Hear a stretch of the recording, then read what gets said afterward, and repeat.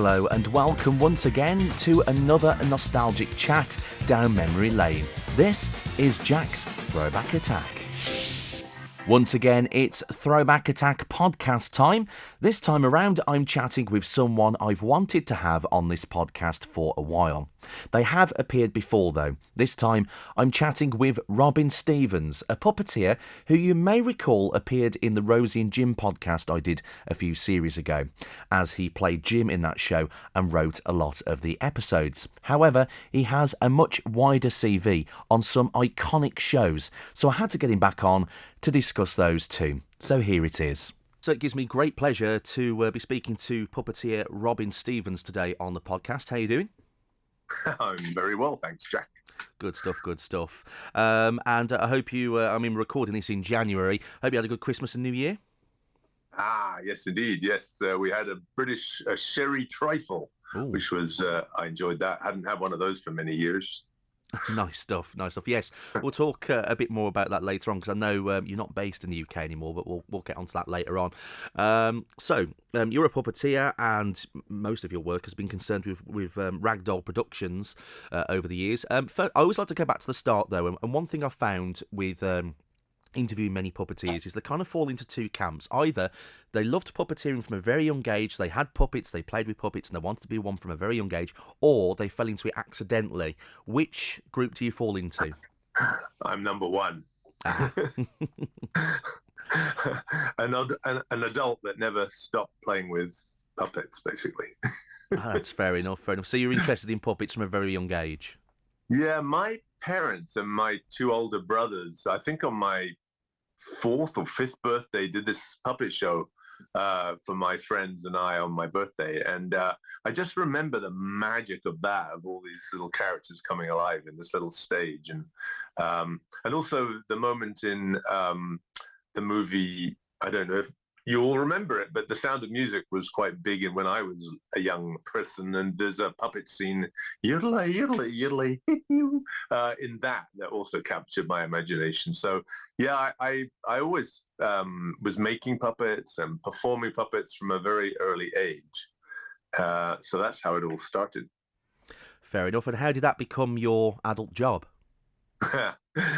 Yeah, well, I mean, my dad actually helped me build a marionette theatre when I was kind of very young teenager. No, I mean, more like 11 or 12, I guess. And we used to do shows for the local neighborhood kids. And then I basically, when I left school, I really wanted to be an actor. I was always the one at school that got chosen for the big parts, you know.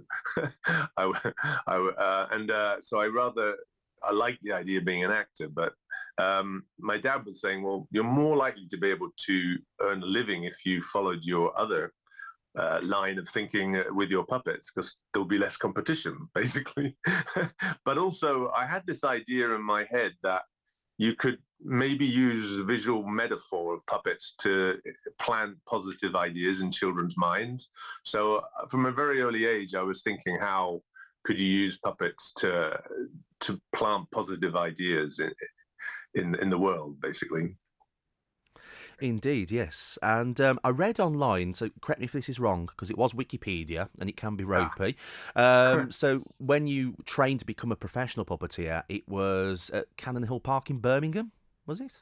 Cannon Hill Puppet, yeah, there still is an art centre there, but sadly John Blundell and his amazing puppet troupe has now gone. But yeah, at Cannon Hill Puppet Theatre, they had one of the biggest working puppet companies in the country, and I wrote to the 6 main puppet theatres. My mum actually went to the Puppet Centre in London and got the 6 addresses for these 6 puppet theatres, and I wrote to all 6 of them just with a handwritten letter, saying I'd like to come be an apprentice, please. And most of them just said, well, that's not really possible. But John said, well, we can't promise anything, but come along. And I basically, for a year, just hung around. I was showing the children to their seats and stamping their tickets and operating the follow spotlight. And I wasn't getting paid or anything. And then after that year, my father died, and he had been supporting me for that first year of just hanging around this puppet theatre. And that was basically the end. I thought, well, I got a job for Rank Xerox. I was about to start work as a clerk. And pretty much, I think the day before I started work as a clerk for Rank Xerox, I got this message from Cannon Hill saying they had offered me a job as a, basically as an acting stage manager, basically, an acting ASM, assistant stage manager. So I would be acting, but I'd also be doing everything backstage as well, which was perfect for me because I just wanted to learn. So yeah, that's how I got started. And I spent 4 years at Cannon Hill training. John was an amazing character. He taught me how to carve. He could carve the most amazing no masks in, from Japanese no theater, which are probably one of the most difficult things to carve because they have 3 different positions for different character, different expressions in the mask. And anyway, he was an amazing guy to be apprenticed to, and I learned a lot also from watching the actors every day because a lot of them were very experienced. And we did 2 shows a day, which is, I must say, I do recommend the apprenticeship way of learning. I know colleges are also great, but being actually in a working environment where everyone is actually doing the job rather than teaching you about the job is a great way to learn. And that's how I basically learned for 4 years at Cannon Hill Puppet Theatre. Absolutely. And so from Cannon Hill, how did you get into Ragdoll? Well, Ragdoll didn't actually exist during the... one of the people that trained at Cannon Hill Puppet Theatre was David Claridge, who was the puppeteer behind Roland Rat. I don't know if you remember Roland Rat, but he was the character he was the rat that basically saved the sinking ship of TV-AM. And behind TV-AM children's television was Anne Wood, who was the founder of Ragdoll Productions. And I went and auditioned for her while she was still at TV-AM. I think David Claridge or Roland Rat actually recommended me to her. And I went and auditioned because they didn't have any offices. There was no walls, basically, in TV-AM. It was a big glass house by the canal. And I auditioned just in the corridor. And I did 6 little puppet sketches with a little character called Roly. And they were little sketches without words. And I was on Rubber Dub Tub, which was her early morning show for little kids. And so that's how I connected with her. And when she left TV-AM to start Ragdoll Productions, I went with her and the director, Doug Wilcox, and Bob Burke, the designer. We all went with her from TV-AM to start Ragdoll Productions. I see. Yes, those names you mentioned do seem familiar from reading the credits on many of the shows. So yeah. So the first big thing for Ragdoll was Pob. I know of the show, I will say, slightly before my time. My mum was a big fan as well. What was it all about? It was surreal, wasn't it? Yeah. Well, my mentor, John Blundell from Cannon Hill, he actually carved the puppet and was originally going to operate it, but then that didn't work out. So I was going to be his assistant, but then I found myself in the corridor one day at CTVC in Bushey in Hertfordshire, the CTV studios. And I remember just being handed this puppet and being told this was going to be it. And it was a wooden puppet. Mostly on television at that time, you saw the Muppets, which was soft and had a moving mouth, and they were a certain style. But this was a wooden puppet in the tradition of Russian traditional theater. And so it was a very different kind of puppet to be working on television. And I just remember sitting there thinking, well, how's this going to work? But I remember looking in the mirror with him, and suddenly his voice came. And the first few weeks of doing Pob, I just couldn't figure it out. But then one day I kind of stepped out the way and this little guy arrived. I mean, basically the idea behind Pob was that Anne actually was sitting on a train one day and she saw a little boy in the days when trains had those glass compartments. He was on the outside of her glass compartment and he was blowing on the window with his breath, going, and then writing his name in the glass. And had the idea that this character would actually live in the box of your TV when televisions were boxes. When I was a young person, they were boxes. They're now just these flat things on the wall. But anyway, Pob actually lived inside that box and would kind of get rid of everything in his way and write his name on the screen to introduce himself. And he was basically moving all the images that you saw on the television. He was the one behind them all. And so he was basically a link character, a link baby goblin that linked all the different items you saw on Pob's television together. Yeah, I understand. I don't know if this is true, but I'm sure I've heard something on one of those greatest kids TV shows programs that they do every few years that there was a lot of controversy with the whole breathing on the screen because people said they thought he was spitting or something like that. Was there a massive backlash about it? I have no idea where they got that idea from, Jack. I mean, the problem when we first tried Pob out actually misting on the glass, we actually really tried an actual boiling steam kettle, which had a pipe up inside the puppet, and we tried to make the mist, come out onto the screen like a real mist. But all that happened was this very hot tube inside the puppet basically burned my arm. So we decided that way. And also the steam we couldn't make the steam come out fast enough to mist up the screen. So that didn't work. And we tried lots of different things. And in the end, we used Pledge, furniture polish. But it was fine for the first couple of takes when I'd be going, ha, ha, ha. But if you try doing that yourself at home right now, you will start to get lightheaded. And so on take 10, I started sort of putting a little bit of on the end of it. And people somehow thought I was spitting. Of course I wasn't. I was misting. That's fair enough. And while doing my research for this earlier on today, again, Wikipedia, bit ropey. It said that Pob was speaking Welsh. I don't think that's true, is it?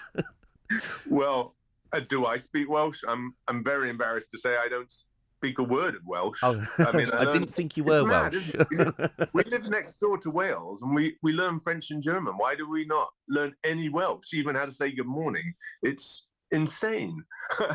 But no, he was not speaking. The idea was it was emergent speech, so it was meant to suggest that he hadn't quite learned how to speak properly yet, and it was a lot more fun than just using words. And his mouth didn't really move, so no, it was emergent speech. But it was funny because I used to have Doug Wilcox, the director, in my ear, and we would concoct all these little sketches together, and they would tell me that I couldn't use the F or the F word, basically, or the F sound, because sometimes he might sound like he was swearing. So that would be an interesting thing. Anyway, so okay, fair enough. So that was Pob. I mean, and also as well, you got a lot of really good celebrity guests on that show, and I have had a look at a few of them online and read up on it. People like Spike Milligan. That's fantastic. Yeah. Spike Milligan actually saw the show and asked to be on it. I've got an American accent, so I'm trying to get rid of it. But no, I was very proud of the fact that Spike Milligan actually requested to be on our television show because he just thought it was mad and crazy like himself. So we did have a lot of fun. And Doug Wilcox, who was a really funny guy, we would basically concoct the sketch. He was the director in my head, and we would concoct these sketches together. And it was a lot of fun because there wasn't much to stop us doing anything in this tiny little space. So it was, and I had this huge box of props, and he would hear me disappear and come up with a thing, and we would, although Bob did these most amazing props for us to use. But yeah, one time we did this channel. I don't know if you probably never seen it, but the Channel 4 logo used to fall apart and come back together. Yeah. In the old days. Does it still do that? Anyway, no. But Bob came along and got hold of. We made a wooden one, and he came along with a big hammer and smashed it, and the whole thing went everywhere. But for some reason, Channel 4 didn't use that. That's great. So the next thing I'll quickly mention, because I think the chap who manages this station won't forgive me if I don't bring it up. A couple of weeks ago, I was at a Comic-Con and I met Sophie Aldred, and I know her from certain other shows like Doctor Who and Zap and stuff like that. And he went, "Oh, Corners," and I remember looking it up, and I was like, "What on earth is this program?" And then there was a puppet in it, and I remember going, "That voice is familiar."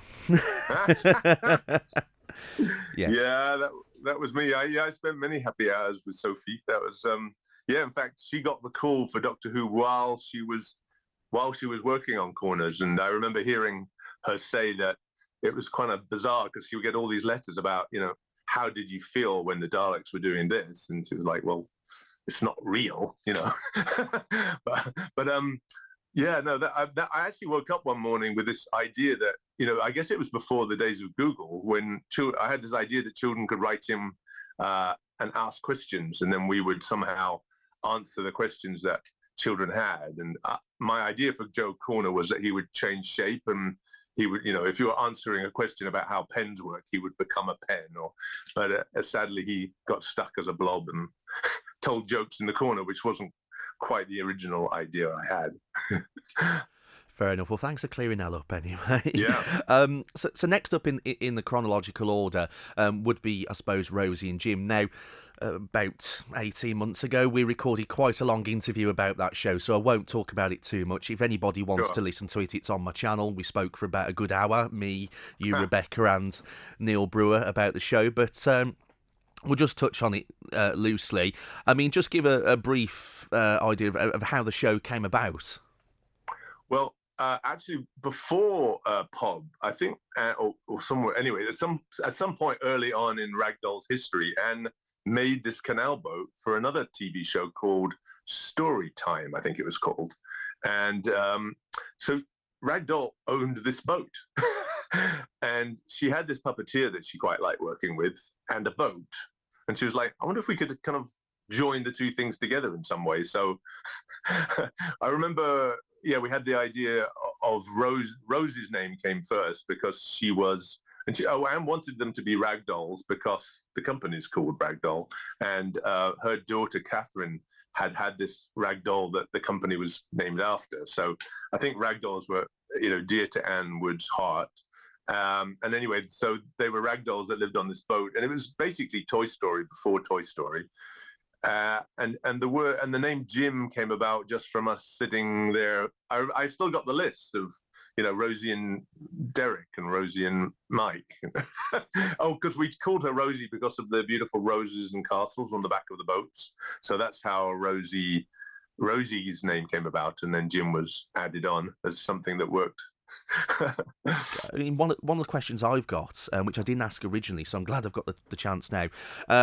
John Cunliffe was the original presenter of the show for the first two series, and I've never quite worked out, because people have different ideas of how it came about, but some say he created Rosie and Jim. I'm guessing that's not right now because you've just told me, but some say, oh no, he was brought on because he's a successful children's writer, kind of things. It wasn't his idea, it was Ragdoll's, but he was brought on to... That's correct. Yeah. Ragdoll had the idea for the show, right. And we brought John on because Anne doesn't like to have actors pretending to be a writer.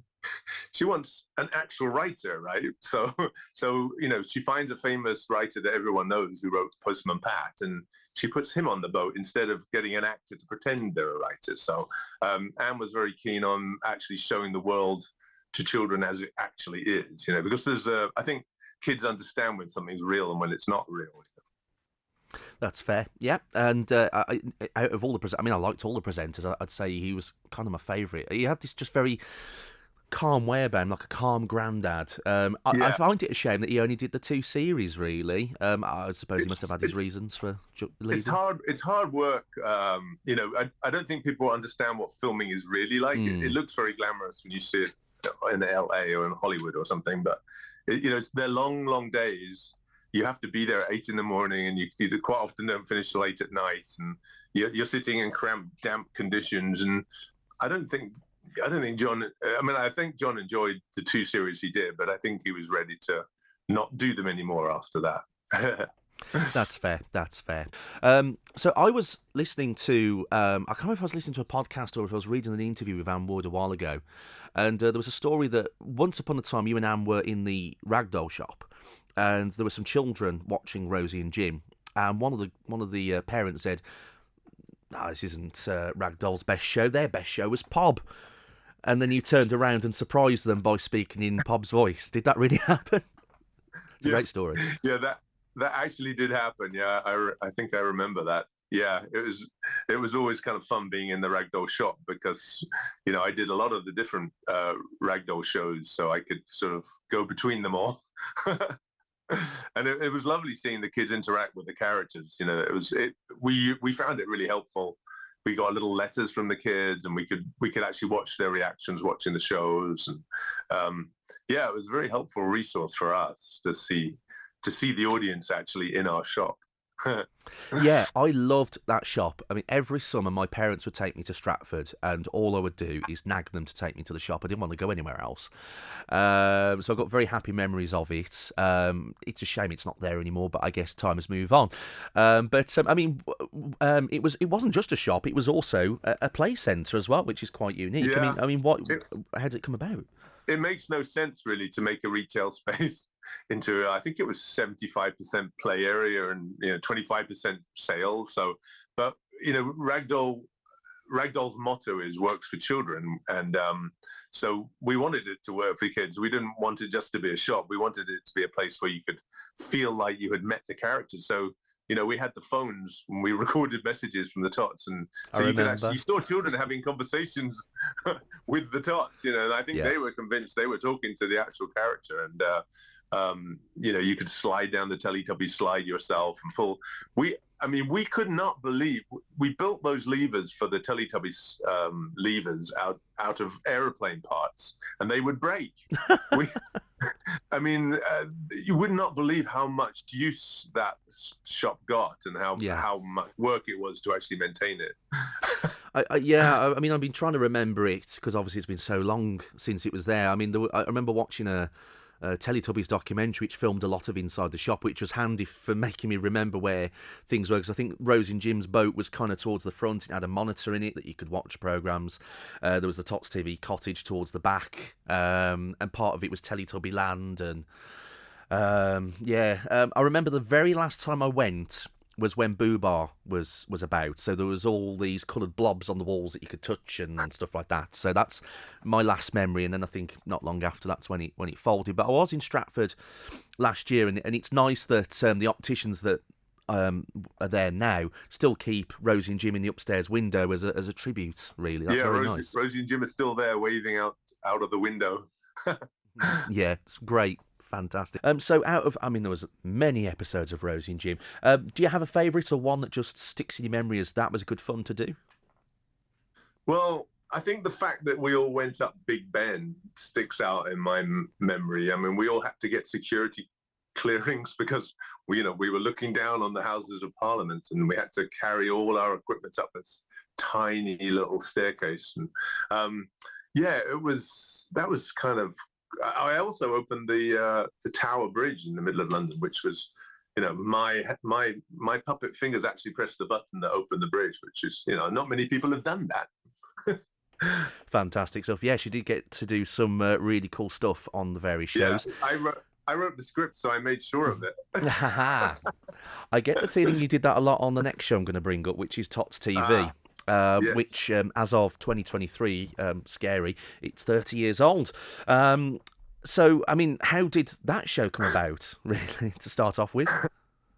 Well, after the success of Rosie and Jim, we were wondering what to do next. Actually, Rosie and Jim was still going.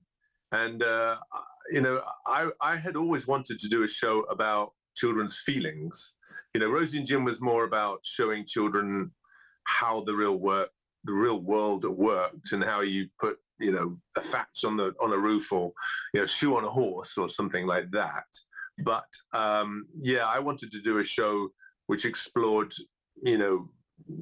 how what you do with your feelings and interrelational stuff. So I think that's how Tots TV came about. We just wanted to do a show that explored that type of thing.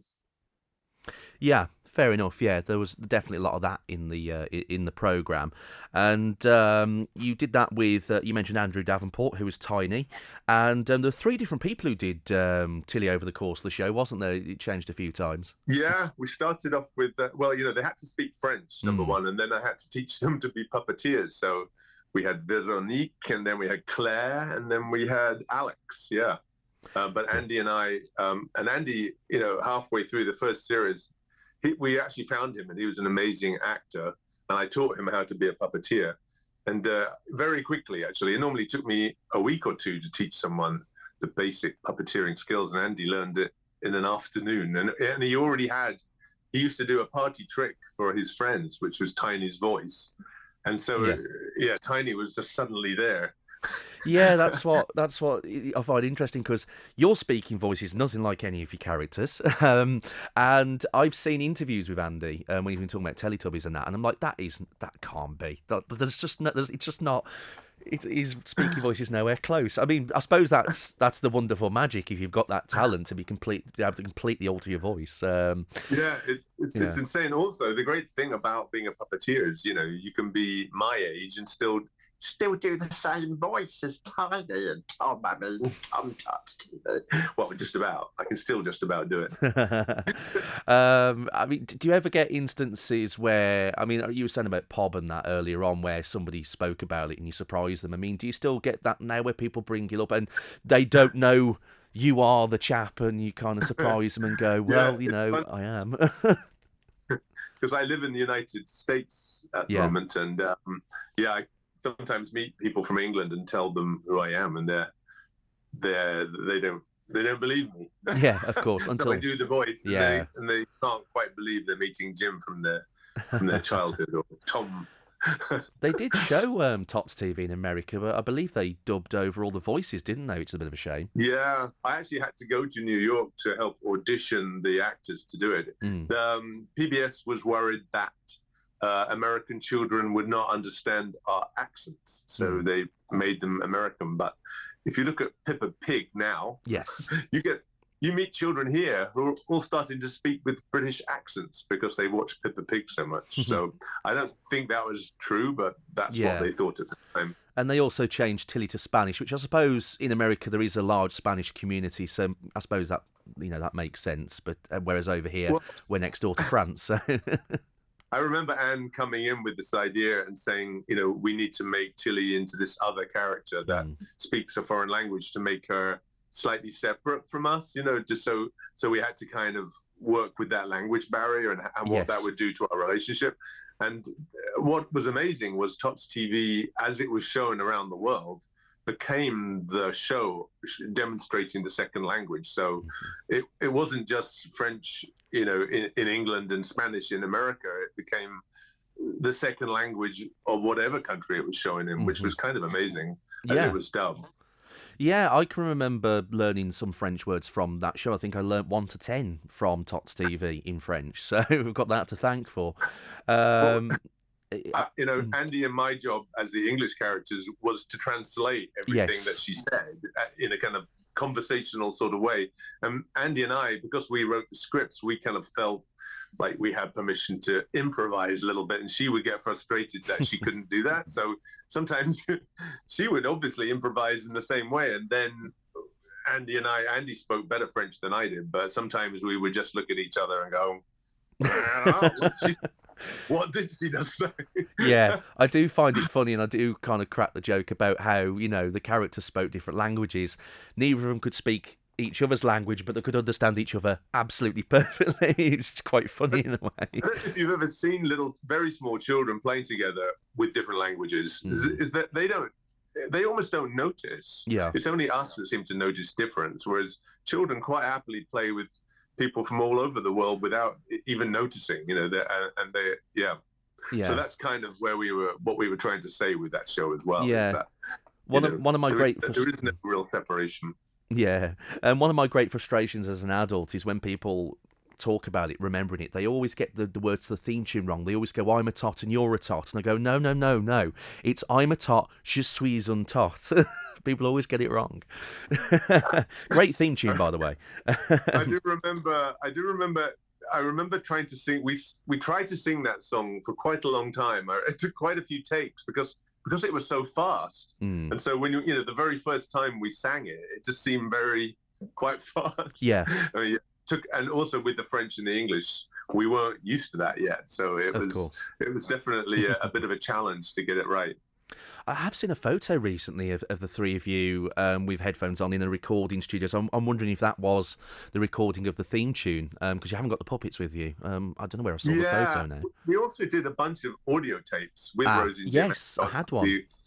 Which was really exciting because, you know, when you write for a television show, you have to phone Bob, the designer, and say, is it possible to throw the couch out of the boat into the water? And he would go, yeah, maybe, let me think about it. But of course, with an audio tape, you can climb a tree or do anything you like, you know, go and sit on the moon so it was a lot more, it was kind of fun doing the audio tapes just with sound effects. Yes, indeed. Let's talk about the cottage, because I love that cottage that Tots TV lived in. And it wasn't until years later when Urban Explorers found it that I realised that, one, it was in Stratford, of course, where else would it be? Why didn't I think that? But two, it was an actual bricks and mortar thing, but it was just half the size of what a normal cottage would be, which you couldn't tell on the programme. It did look full size. I mean, it was a fantastic thing. Were you involved in the building of that? No, that's the genius of Bob Burke. So Bob Burke, you know, designed the Rosie and Jim boat. He designed, even put the weird background behind Pob, but he also designed this Pob's house and the Tots house, and he even built a history into it. So if you look carefully, there was actually you can see where the addition, you know, there was a later addition to the house that he built into the design to make. He's an amazing guy.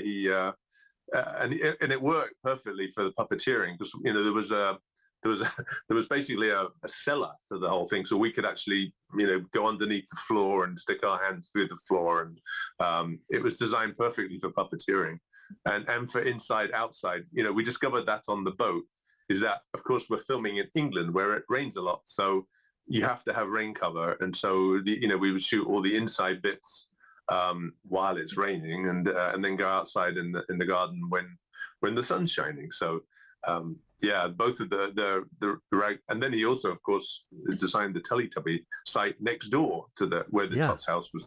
Yeah, this poor long-suffering farmer. Me and my assistant actually found that farm and knocked on his door and said, you know, would you mind if we just built a little house in that copse over there? We were just looking for a quiet place where no one would ever find it, in a quiet little bit of countryside. And I don't think he knew at that point he was going to get huge film crews arriving with the Tots. And then also, of course, all the helicopters and crazy journalists trying to find the Tots, the Pob, what are they called? The Teletubbies. You know, they were spying on the Teletubbies, Yeah. I mean, in recent years, as you probably know, people did find the Tots TV house, I think thanks to Google satellite images and stuff like that, and were trespassing on the land, which was very severely winding up, said farmer. I have seen a few videos where people have been caught and been told to, you know, leave. Well, I mean, it's right in their private land next to their garden. It wasn't like in public land or in a park. You know? I mean, it was interesting to see because when it was discovered, all the flooring had been taken up, so you could see, as you said, this cellar. That, you know, and there were some holes where, you know, you could put your arm through that you could see. I think the most iconic part was that blue staircase. But what surprised me to find out is it led to nowhere when people have discovered it, because there were bedroom scenes. I'm like, well, where did they film that? we filmed the bedroom scenes actually downstairs. We would just redress it. You know, the magic of television is you can just change a shelf here and put a bed there, and suddenly you in your imagination takes you to another room. So we never actually did build a bedroom, amazingly. Talking of those being under the floor, I remember Andy and I, there was one, I don't know if you remember an episode where the Tots were all sitting on the floor and building circles around them. And they were saying, you know, Tom would build a blue circle and Tiny would build a green circle. And they wouldn't let each other into their circle of stuff. And I remember being under the floor there, and we had these little, in order to see what we were doing, we had a microphone here on our head, and then we had a little television basically hanging around your neck, monitor to see what you're doing. And we put, I remember putting one of these things on the shelf. They're quite expensive, because you're wriggling around trying to get in position under that floor, and we managed to break 2 of those monitors on the concrete floor below us. And I don't think the technical people were that happy about it. Indeed, indeed. And the other thing as well is, when these people, found it, which you don't see on the programme, is behind was the production area, which was kind of dug into the ground a few more feet than the rest of it. The only problem is that it was always flooded whenever I saw anybody post about it online. You probably had the same issues yourself during filming with the ground. Yeah, the cellar did leak a few times, but I remember them basically making it into a reverse swimming pool, so they had to line the whole thing so it wouldn't fill with water. There was a winter where we actually started to have water problems, but I remember they fixed it with some kind of amazing fix. Yeah. But I guess years later that didn't hold. Of course, yeah. And unfortunately, it's not there anymore. I think the landowner gave up with all the trespassers and has had it smashed up now, which is a shame, but hey-ho. Yeah. It's a shame we couldn't have moved somewhere. Yeah, at least the Ragdoll boat still exists, which has been discovered recently, which is really nice. Yeah, the Ragdoll boat is still in private ownership with somebody, and he's looking after it. And good. I think he's restored it a little bit to how it used to look. So yeah, definitely. Of course, wherever you go with that boat, I don't know if it's true now, but a few years ago, you couldn't take that boat anywhere without everyone wanting to see inside it. Yeah. I remember seeing it moored up in Stratford when I was about 6 years old, so yeah, I do remember. So yeah, absolutely true. So, and also there was Tilly, Tom and Tiny, and there was Furry Boo as well. I'm guessing that was you, that did that one. Well, actually, I think as it worked out, Andy and I would write different scripts, and I would operate Furry Boo for my shows, and Andy would operate Furry Boo for his. Because it was only like sniffing, so I guess anyone could do that. But yeah, that's fair enough. The thing that impressed me about No, go on. No, I think if you look carefully, Andy and I had very slightly different interpretations of how he worked. So, fair enough. There was some. I was just trying to think as well of episodes that I remember and that were big favourites of mine. I mean, I was thinking about ones like, I remember one in a harbour, and I remember one with the naughty puppies that chew the man's slippers. But you talking about the cottage and, how it was built. There's one episode that I remember distinctly, and I'm like, how did they do that without destroying it? There's one where Tiny leaves the taps running and it floods, and you've got Furry Boo floating around in a washing up bowl, and then somebody opens the door and it just all comes out into the garden. I mean, that must have been quite a technical feat to achieve without it seeping into the floor and everything.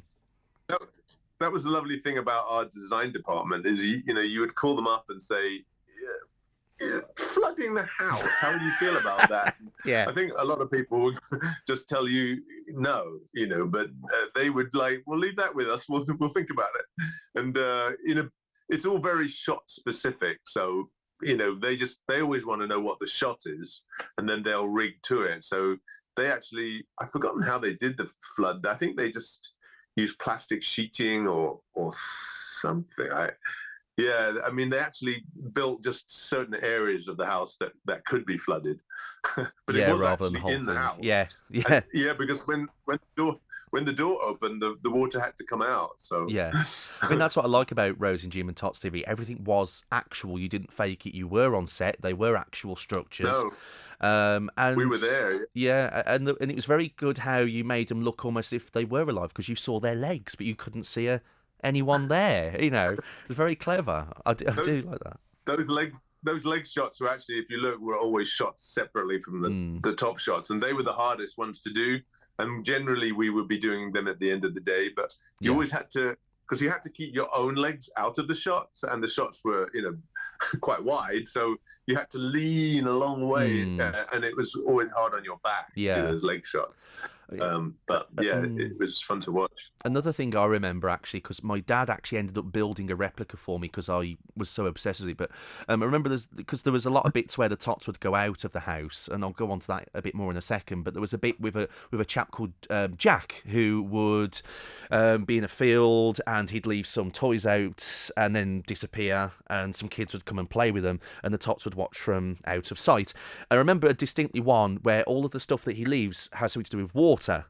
And a massive water fight breaks out, which also ends up all over the Tots. So I imagine you all ended up on the receiving end as well. But I remember there was this apparatus with the tubes and the funnels and that with the coloured water. And I've got a picture of me aged about 3, and my dad has built a replica of that for me in my garden. But it looked like a fun one. Yeah, I mean, that's definitely what we had in mind. You know, we wanted to get children thinking, and it's basically engineering. It's early engineering, isn't it? Yeah. So if you actually understand how to make one of those things work, you're starting to understand the fundamentals of how engineering works, basically. And I think that was Gary Stevens, who is an amazing chap who also sang the Teletubbies song, if that was Gary that played Jack. I remember those apparatus. They were, of course, when the puppets got wet, the poor we might have had a spare, but we didn't really have spares. So the poor design team had to clean them all up for the next shot. So we used to make a lot of mess. And but the nice thing was that we weren't stopped from doing anything just because it would make a mess. I remember also, like you say, we would get covered. I remember one day we were playing with water and I got wet, like me underneath. And I was like, who did that to me? And then I realized I was so focused on the camera that I'd forgotten that I myself was underneath. My puppet had made me wet, you know. So I can remember ones as well, like going swimming, and also one where was it Tom tries to build, or was it Tiny? I can't remember now. Tries to build a swimming pool, but it's like a muddy pond at the end because he hasn't lined it or anything, you know. So it's all coming back now. I had a lot of the videos growing up. So it's all coming back now. So yeah, a lot of mess. Yeah. But talking about the going outside, I mean, what impresses me for a children's show, and you must have had some budget. You did go to some very far-flung locations for some episodes. There was one in America. There was the Christmas one and the treasure one as well, wasn't there? In Australia, we went to Australia, United States, and also Lapland. Yeah, amazingly.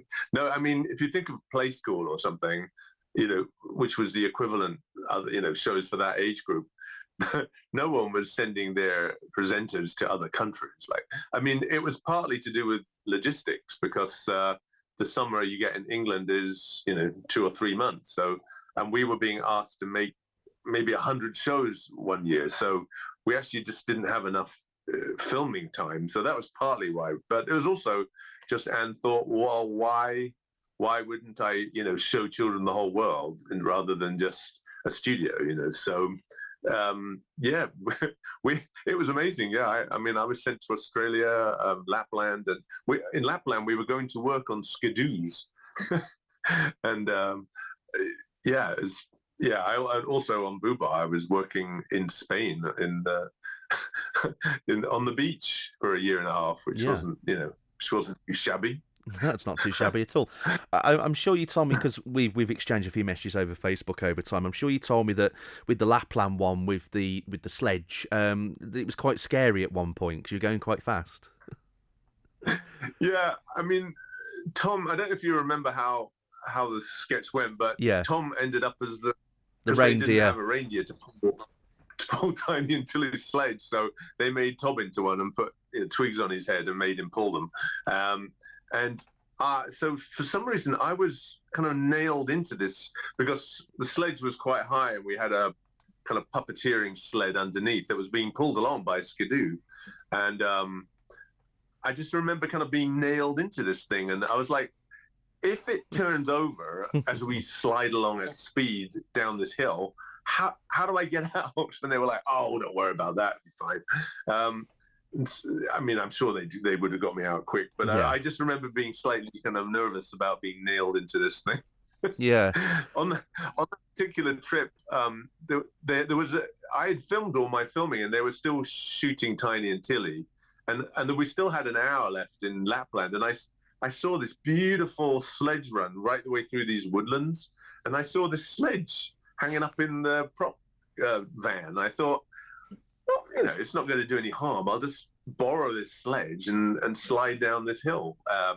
You know, I was always very attentive to the filming and never wandered off. But I thought I've just given me this moment since I was done, and then when I got back, they were all like, "Where was the sledge? We had one last shot to do with the sledge, and it disappeared." So anyway, I got in trouble for that.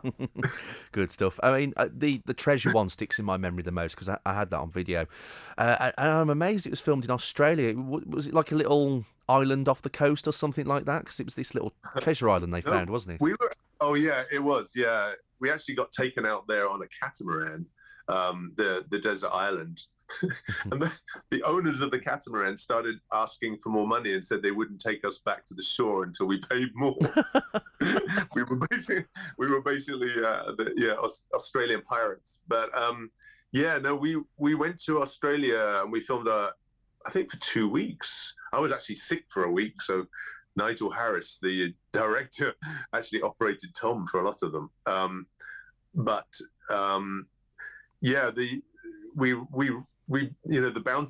The copy of the Bounty, the ship, the Bounty, we rented that for the day and did actually filmed on this mock-up of the Bounty, which was amazing. And then this catamaran took us out to this desert island and we filmed there, which was so beautiful. And the water was completely, blue, and but for insurance reasons, we weren't allowed to swim in it, which really frustrated the crew, because we were there to work. Yeah. It's a great episode, actually, and if anyone hasn't seen it, do go and watch it. It's amazing that you went to all that effort to make that, because some people believe, it's just for children, you just chuck any old rubbish at it. But no, sometimes it needs as much love and care as grown-up television, doesn't it? And imagine how much that cost to make, to send all this crew to Australia. It was. I mean, and Anne put her mouth where she actually acts on what she says she's going to do, which is make children. Ragdoll works for children. She was actually trying to do stuff that really did work for children. Yeah, we had a whole department that would watch children's reactions to our show, and then we would change the shows according to how the children reacted to them. So. We actually were really focused on making shows that children understood and enjoyed. Absolutely. And I know Ragdoll don't own those shows anymore, but I hope the puppets are saved somewhere. I don't know if you know where they are at all. No? Yeah, I have no idea where they are, to be honest. I hope they're safe somewhere. England. I know. I hope so too. Yeah. The nice thing is they live on happy. They do get a little used, yes, and sweaty. So.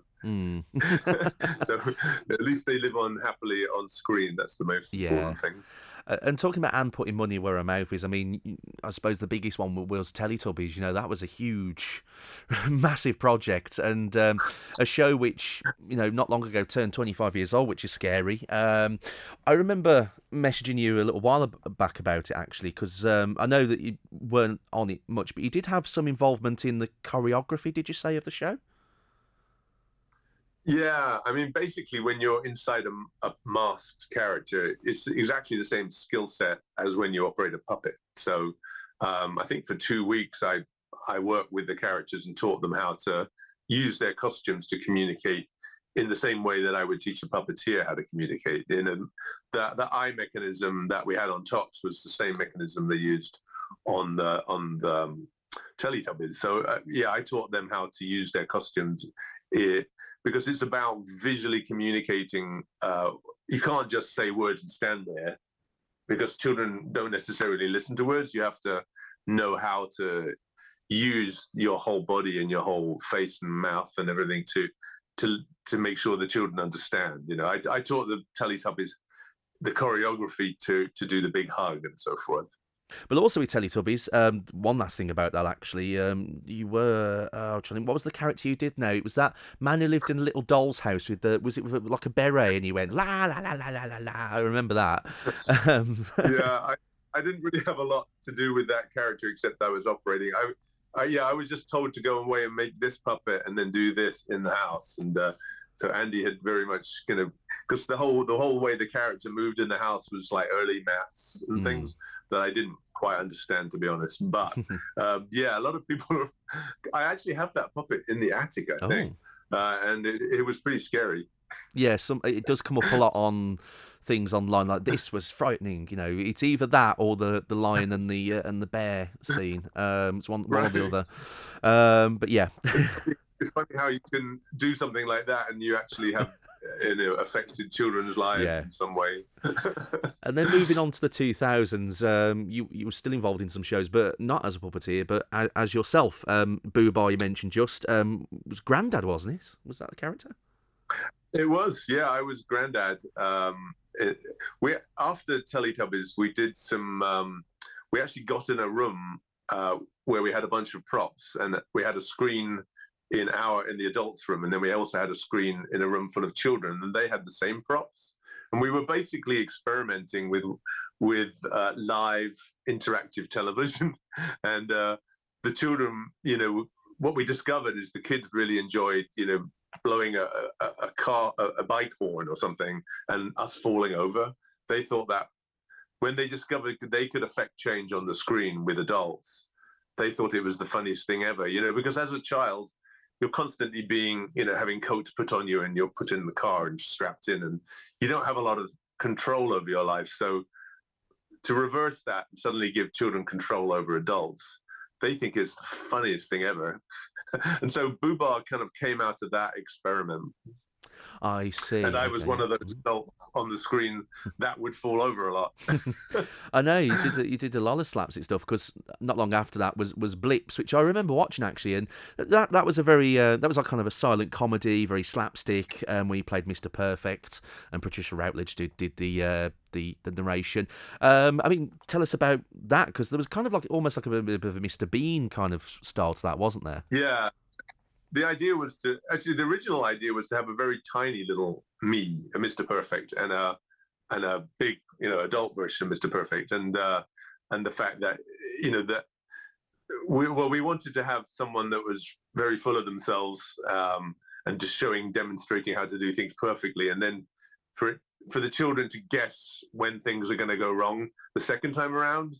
So it was, I don't know if you've seen Sliding Doors or one of those shows where you're kind of giving clues to what could go wrong later. But it was basically a prediction game for children where they could predict all the terribly funny things that would happen to this stuck-up character that thought he was so perfect. And we gave them little moments where they could start to predict what would go wrong.